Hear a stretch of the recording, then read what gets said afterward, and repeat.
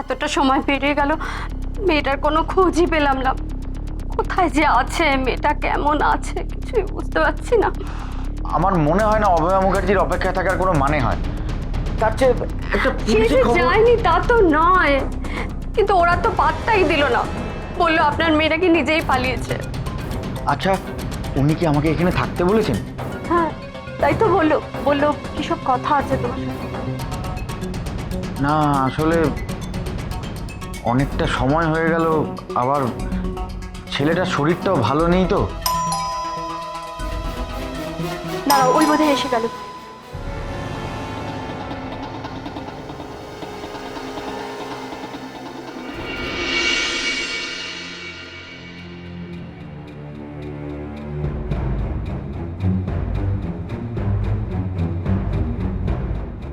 দেখুন, আপনাদের কয়েকটা কথা আমার বলার আছে, কিছু জিনিস জানতে চাই।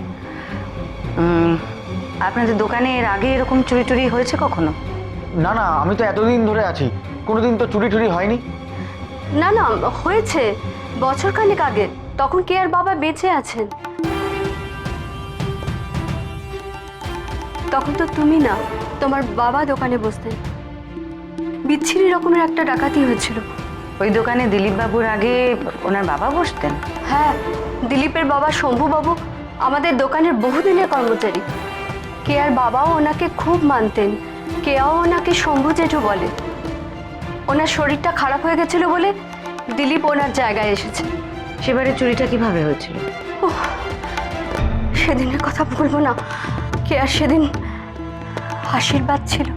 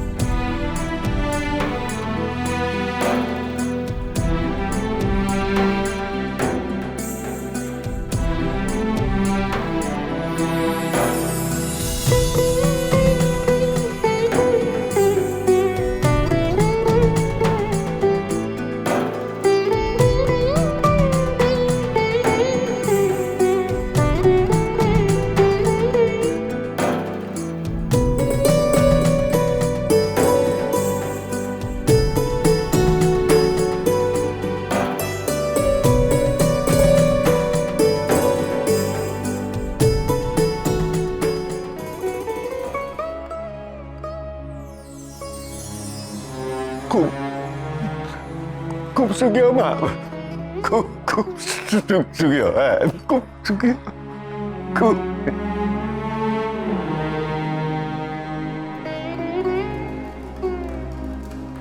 মা, বাবা, তুই তো তোর বাবাকে জানিস।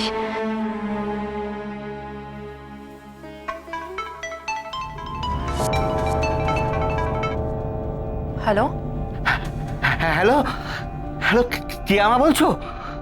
তোমার বাবাকে একটু ফোনটা দাও না, আমি অনেকক্ষণ ধরে চেষ্টা করছি, ওনাকে কিছুতেই ফোনে পাচ্ছি না। শম্ভু জেঠু, কি হয়েছে তোমার? তোমার গলাটা এরকম লাগছে কেন?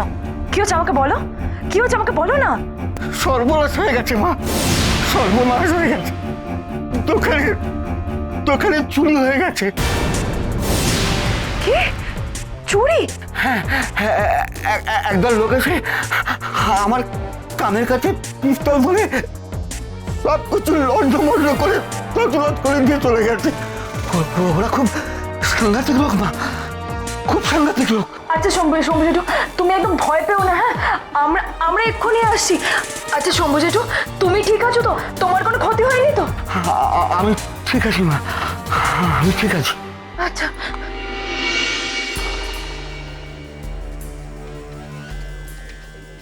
বাবা আমাদের এক্ষুনি একবার দোকানে যেতে হবে। তুমি তুই এখন দোকানে যাবে কি? তোর আশীর্বাদ চলছে। মা সেসব পরে হবে। শম্ভু জেঠু এক্ষুনি আমাকে ফোন করলো, কয়েকটা লোক এসে সবুজের মাথায় পিস্তল ঠেকে দোকানে লুটপাট করেছে, ডাকাতি হয়েছে। কি হলো? আমি জানি না বাবা, তুমি এক্ষুনি চলো, আমাদের এক্ষুনি যেতে হবে। কোথায় যাবে তুমি এখন? এখনো আশীর্বাদ শেষ হয়নি? কত গেস্ট এসেছেন, আমার বাড়ির এত আত্মীয় স্বজন, সকলকার আশীর্বাদ করা বাকি আছে। তোমার এখন কোথাও যাওয়া চলবে না। আন্টি আমাকে এক্ষুনি যেতে হবে, এখন আমার দোকানে যাওয়াটা খুব প্রয়োজন, খুব ইম্পর্টেন্ট। আশীর্বাদ পরে হবে। বাবা তুমি চলো না। তোর এখন না গেলেই নয়, তোর তো আশীর্বাদ চলছে। এখন তুই যাস না, তোর বাবা যাচ্ছে, যা তুই। না মা, আমি বাবাকে কিছুতেই একা যেতে পারবো না। আমাকে সবাইকে বলে লোকগুলো খুব ডেঞ্জারাস, পিস্তল থেকে। বাবা তুমি চলো, তুমি আর দাঁড়িও না, বাবা তুমি চলো। বাবা তাড়াতাড়ি চল চলো। মা, চল। না, চল। শোনো, কেন তোমরা শোনো, শোনো, যেও না, দাঁড়াও।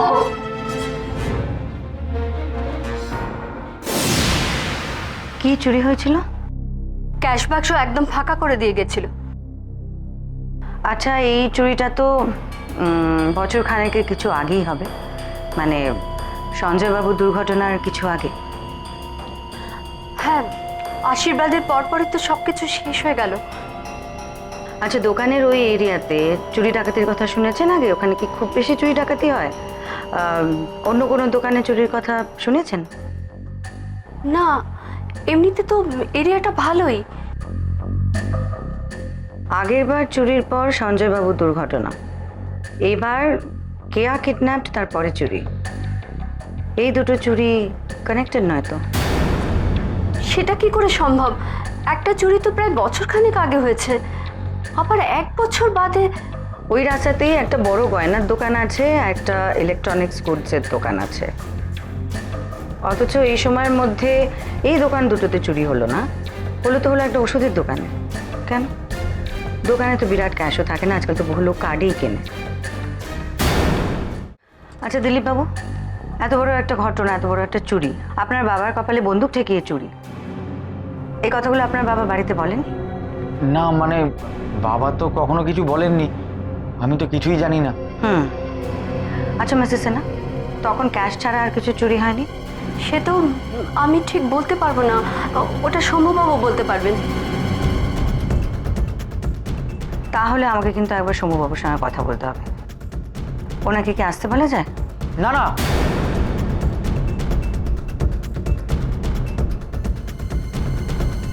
না আসলে বাবা তো খুব অসুস্থ, বাবা বাড়ি থেকেও বেরোন না। না মানে বাবার হার্টের সমস্যা তো, তাই। হ্যাঁ, ওনার অসুস্থতার জন্যই ওনাকে দোকানে আসা বন্ধ করতে হয়েছিল। ঠিক আছে, উনি অসুস্থ মানুষ, ওনাকে আসতে হবে না, আমি নিজে গিয়ে ওনার সঙ্গে কথা বলবো। বলছিলাম কি, অসুস্থ মানুষটাকে এইসবের মধ্যে না জড়ানোই ভালো। বুঝতেই পারছেন, হার্ট দুর্বল, এইসব টেনশনে আবার খারাপ যদি কিছু হয়। দেখুন, আমার মনে হয় কি, এই শরীর অসুস্থতার মধ্যে 1 বছর পুরনো একটা ঘটনা নিয়ে বাবাকে বিব্রত করা ঠিক হবে না।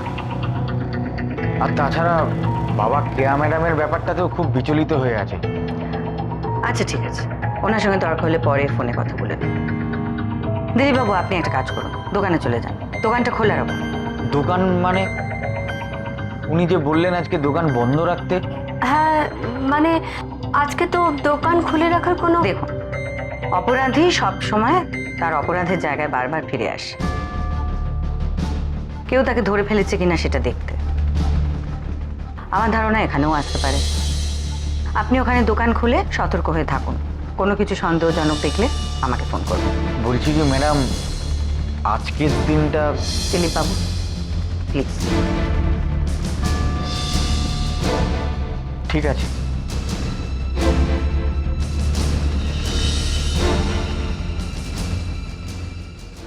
সারাটা দিন কেটে গেল, মেয়েটার তো কোনো হদিশ পেলাম না। কোথায় যে আছে, কে কেমন আছে সে তো বুঝতে পারছি না। আর ও তো কারোর কোনোদিন কোনো ক্ষতিও করেনি, তাহলে কেন এরকম হলো?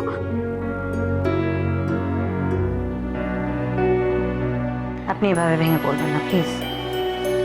দেখুন, কেয়াকে আমাদের খুঁজে বার করতে হবে, আর ভরসা রাখুন, ওকে আমরা ঠিক খুঁজে পাবো।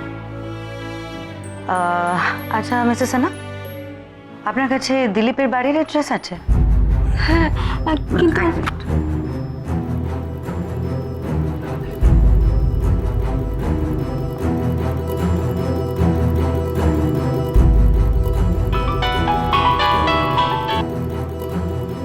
ম্যাডাম বলুন। প্রতাপ, তুমি কি এক্ষুনি সেনা মেডিকেলে চলে যেতে পারবে? ওখানে গিয়ে দোকানে দিলীপের ওপর নজর রাখতে হবে। Okay madam. ম্যাডাম আপনি কি ওর উপরে সন্দেহ করছেন? আই মিন ওর কোনো লিঙ্ক আছে এই ঘটনার সাথে, সেরকম কিছু মনে করছেন? আপাতত একটা খটকা লাগছে, সেটা একটু বাজিয়ে দেখতে হবে। রাইট ম্যাডাম, ঠিক আছে। Thank you.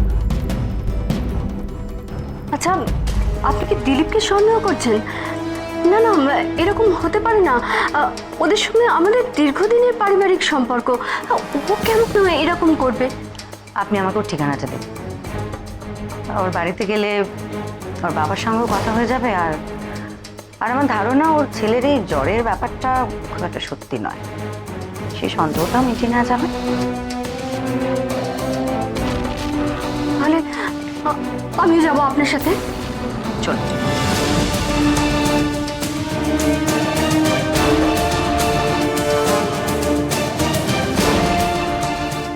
দিলীপ বাবুর বাড়িটা এদিকে তো? বাবা তো বাড়িতে নেই। আচ্ছা, তোমার যে জ্বর হয়েছিল এখন ভালো আছো? আমার জ্বর আবার কবে হলো? আপনার ছেলে আপনাকে কিছু বলেন? কি বলবে আমাকে? কেয়া ওষুধের দোকানের সামনে থেকে কিডন্যাপ হয়ে গেছে। কিডন্যাপ হয়েছে?